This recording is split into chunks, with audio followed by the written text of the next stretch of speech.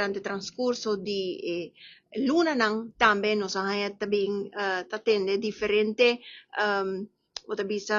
reto nang kuporting den e parte di turismo kiko nos por guarda expect di e parte kinan tambe itasina ku ayera en calidad de presidente de Comisión de Turismo, nos llama una reunión sumamente importante también con gerencia de ATA, camina con nos por aguac con diferentes desarrollo. Y es aquí también importante de cuadro aquí para parte de finanzas. Y pensé también en reunión aquí de una reunión combinada junto con Comisión de Finanzas.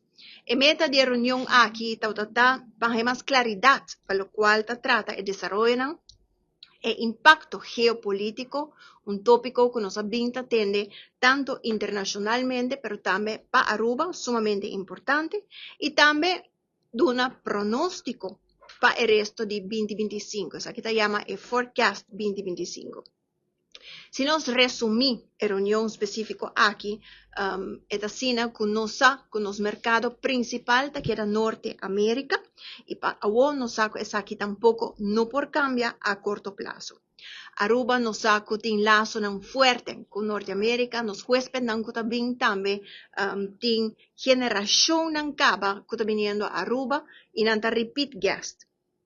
Nos también que Aruba tiene concurrencia grande en Caribe, nos también en Caribe tiene diferentes desarrollos y a la vez también en parte inventario de camber, nos tiene más de 30,000 camber también acerca del Caribe, o sea que esta concurrencia directa también para Aruba, pero nos me se así que parte que el pronóstico te queda que nos va a mantener cifra para lo cual te trata es parte de Norteamérica.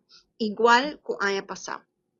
Entonces, el Parlamento tiene una serie también de reuniones que toman lugar, tanto como el ministro Geoffrey Weaver también, para parte de impacto también de tarifa imponidor de mercado. Un tópico que seguro que nos sigue de cerca. También nosotros tenemos reunión con AHATA, camina a 13 adelante, con la primera un grado de ocupación menos, dus una caída de esa aquí.